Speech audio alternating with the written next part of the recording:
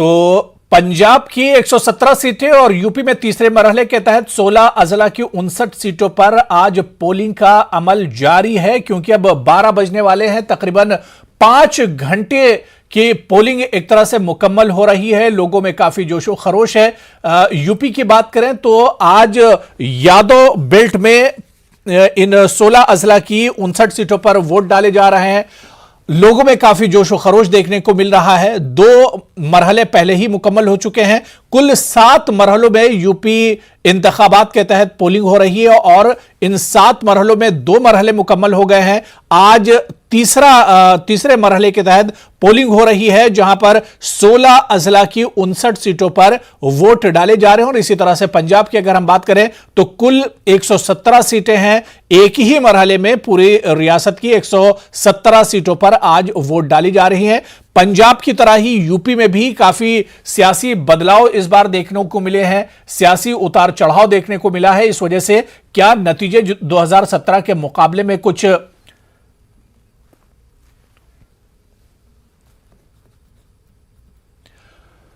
और सीधे हम हाथरस का रुख करेंगे, जहां से हमारे नुमाइंदे कामरान इस वक्त हमारे साथ जुड़े हुए हैं। कामरान, 12 बजने वाले हैं, लोगों में कैसा जोशो खरोश है? खासतौर से हाथरस की हम बात करें, पिछले दिनों दलित लड़की के मर्डर के मामले में हाथरस काफी सुर्खियों में रहा था। आज पोलिंग हो रही है तो लोगों में कैसा जोशो खरोश है? क्या कुछ मुद्दे हैं लोगों के?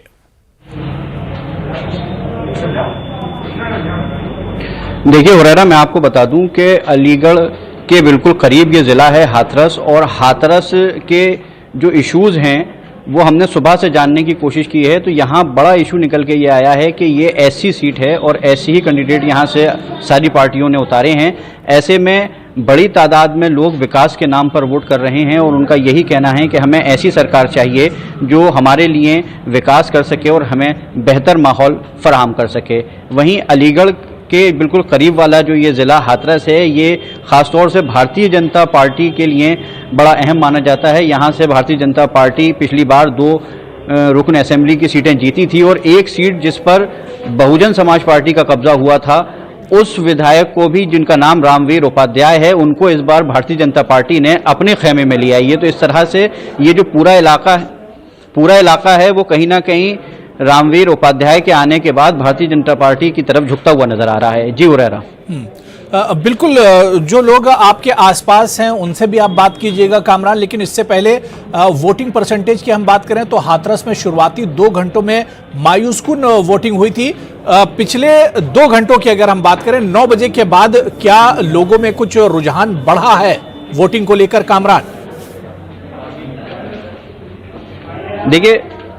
देखिए हुरैरा, मैं बता दूं कि सुबह से यहाँ पर पोलिंग बहुत सुस्त हो रही है और वो सुस्त पोलिंग का सिलसिला अभी भी जारी है। 9 बजे तक की जो पोलिंग थी उसके बाद 2 घंटे में ये पोलिंग फीसद बढ़ के 22% तक पहुंचा है और 22% पोलिंग इस इलाके के लिए बहुत कम बताई जा रही है, क्योंकि सुबह से हमने देखा कि लोगों के अंदर वो जोश व उत्साह नज़र नहीं आया जो और जगहों पर देखने को नज़र आ रहा है।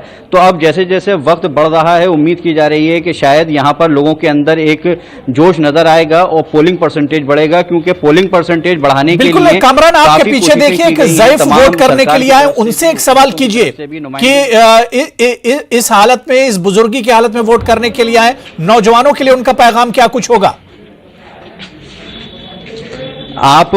आप यंग वोटर हैं, आपने पहली बार वोट किया है। किस तरह के आपके इश्यूज हैं, क्या जहन में रख के आपने वोट किया है, बताइए। नहीं, आपको ये बताना है कि किस तरह के इश्यूज पे आपने वोट किया है, क्या आपके जहन में है? आप यंग वोटर हैं, पहली बार वोट किया है आपने? यस, यंग वोटर हैं, पहली बार है। किस तरह का माहौल चाहते हैं उत्तर प्रदेश के अंदर आप? ठीक तरह का माहौल चाहते हैं सब लोग। बिल्कुल कामरान, हम चाह रहे थे कि बुजुर्ग से बात करें, लेकिन वो शायद नहीं मिले और नौजवान के बारे में भी हमने जानने की कोशिश की। तो नौजवानों में तो एक जोशो खरोश जरूर है, लेकिन बुजुर्ग भी बड़ी तादाद में जमहूरियत के इस जश्न में शामिल हो रहे हैं और नौजवानों के मुकाबले में बुजुर्ग ज्यादा इसकी अहमियत समझते हैं कि एक एक वोट कीमती है जमहूरियत की मजबूती के लिए और बेहतरीन उम्मीदवार लाने के लिए। इसी वजह से जहां पर नौजवान बड़ी तादाद में निकल रहे हैं, वहीं पर बुजुर्ग भी आज बड़ी तादाद में अपने घरों से निकल रहे हैं। कोई लाठी लेकर निकल रहा है, कोई दूसरों का सहारा लेकर एक तरह तरह से निकल रहे हैं। बहुत बहुत शुक्रिया कामरान हमारे साथ जुड़ने के लिए। कुछ और खास मेहमान मेरे साथ लगातार जुड़े हुए हैं। मैं आमिर जिलानी जी आपके पास आना चाहूंगा।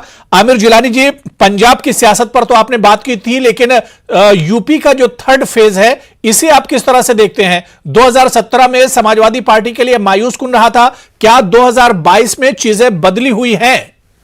जी जी, मैं आपको एक छोटा सा जवाब खुल्लर साहब को दे दूं। वो थोड़ा नाराज से दिख रहे थे, मैं चूंकि देख नहीं पा रहा हूं। मैं उनको ये बता दूं कि अभी अभी की लेटेस्ट फीडबैक, उनको एक छोटी सी फीडबैक दे देता हूं कि कैप्टन अमरिंदर साहब की खुद की सीट फंसी है और अब तक के इतिहास की देखिए आमिर जिलानी जी, अभी आप कैसे इतने उससे ये बात कह सकते हैं किसकी सीट फंसी है और किसकी सीट निकल रही है? ये चीजें तो 10 मार्च को पता चलेंगी। ये तमाम चीजें आप इतने यकीन से कैसे कह सकते हैं कि किसकी सीट फंसी हुई है, किसकी निकल रही है, कौन जीत रहा है, कौन हार रहा है? ये चीजें तो आमिर जी 10 मार्च को आप साथ में रहेंगे, 10 मार्च को सभी चीजें दूध का दूध और पानी का पानी हो जाएगा। उस दिन इस पर हम बात करेंगे तो ज्यादा अच्छा रहेगा। आमिर जिलानी जी, मैं बता रहा हूं आपको, मैं सुबह 7 बजे से बैठा हूं। उन्होंने जिन लफ्जों का इस्तेमाल किया, मैं उसका जवाब नहीं दे रहा था। मैं ये कहना चाह रहा था कि उनकी खुद की सीट फंसी है फिलहाल, और वो जीतेंगे तो सबसे कम मार्जिन से जीतेंगे, ये बता रहा था। अब आप यूपी के बारे में मैं आपको थोड़ी सी बात बता दूं जी। यूपी के लोग इस इलेक्शन का इंतजार कर रहे थे। आप भूल जाएं कि ये यादव बहुल सीट है, ये मुस्लिम इलाके हैं, ये ब्राह्मण इलाके हैं। पूरी आवाम उत्तर प्रदेश की इस इलेक्शन का इंतजार कर रही थी। जिन तकलीफों का उन्होंने 5 साल सामना किया है, वो सिर्फ यूपी के लोग बता पाएंगे आपको। उसका आपको रिजल्ट एक ऐतिहासिक तौर पे दिखेगा आपको। 10 मार्च को वो भी रिजल्ट आएगा। 2019 का रिजल्ट पहले हुए। आमिर जिलानी जी, 2019 का रिजल्ट भी आपके जहन में होगा, लोकसभा चुनाव, और उससे पहले, ठीक उससे पहले नोटबंदी हुई थी और लोग कतार में खड़े होकर कितने परेशान हुए थे। कई लोग तो कतार में खड़े होकर मर भी गए थे, उनकी जानें चली गई थी, और उसके बाद आपने नतीजे देखे थे। जी जी, बहुत अच्छा सवाल आपने पूछा है। मैं आपको बता दूं, 2019 में वोट नरेंद्र मोदी साहब को मिला था। हमारे वजीर आजम के फेस वैल्यू पे उत्तर प्रदेश के लोगों ने वोट किया था। उन्होंने कभी योगी आदित्यनाथ को वोट नहीं किया था, ना तो बीजेपी ने योगी आदित्यनाथ के नाम पे वोट मांगा था। वो तब भी नरेंद्र मोदी के नाम पे वोट मांग रहे थे। अब सिचुएशन ऐसी बदली है कि वो सिर्फ योगी आदित्यनाथ के नाम पे वोट मांगते हैं। ठीक है, वो मामला ठीक है। हसीब जामई जी, क्या आप भी मानते हैं यूपी की तस्वीर इस बार बदल रही है? इस बार तस्वीर बदली हुई होगी 2017 के मुकाबले में? 2017 के मुकाबले में बिल्कुल तस्वीर बदली नजर आएगी। समाजवादी तबके के लोग या उन जैसे लोग जो है अब की सत्ता में आएंगे, सत्ता परिवर्तन बिल्कुल होगा। अगर चलिए ठीक है। प्रिंस खुल्लर जी, पंजाब की पॉलिटिक्स क्या इस बार बदल रही है? पंजाब में क्या कुछ बदलने जा रहा है? किस तरह से इस बार बदलाव आप देख पा रहे हैं?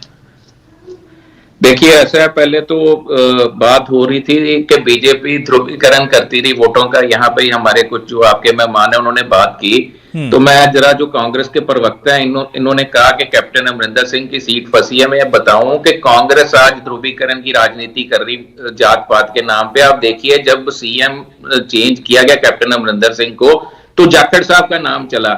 इन्होंने कि वो हिंदू हैं और उनका नाम चला, कैपेबल बंदे हैं, कैप्टन साहब ने भी सपोर्ट किया।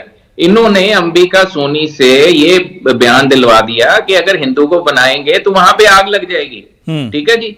फिर वहां पे उसको किया। फिर इन्होंने दलित की ये बात करते हैं ना जी, दलित समाज का मास्टर स्ट्रोक खेला। महेंद्र सिंह केपी जी, दुल्लो जी और बड़े सीनियर लीडर्स जो 50-50 साल से जो पार्टी के लिए जिनकी देन थी, उनको दरकिनार किया गया। और फिर ये बयान देते हैं कि दलित के साथी हैं जी, हम दलित का बनाया। तो वोटों की तो राजनीति ये कर रहे हैं, ध्रुवीकरण की। नहीं, बिल्कुल। तो कौन राजनीति कर रहा है, सियासत कौन कर रहा है, ये तमाम चीजें देखिए आज लोगों के जहन में होगी। आज आवाम के हाथ में, फैसले का दिन आवाम के हाथ में है और आवाम ही फैसला करेंगे और तमाम चीजें आवाम के हक में होंगी। तमाम बुनियादी मसाइल, तमाम सियासत जो अब तक होती रही आवाम के नाम पर, आवाम के वोट पर, वो तमाम चीजें लोग जहन में रखकर ही आज वोट करने के लिए जाएंगे। बहुत बहुत शुक्रिया प्रिंस खुल्लर जी मेरे साथ जुड़ने के लिए। हसीब जामई जी, आमिर जिलानी साहब, सभी का बहुत बहुत शुक्रिया। लेकिन न्यूज 18 उर्दू पर लगातार तीसरे मरहले की जो पोलिंग हो रही है और पंजाब में जो पोलिंग चल रही है, इसका सिलसिला लगातार जारी रहेगा। न्यूज 18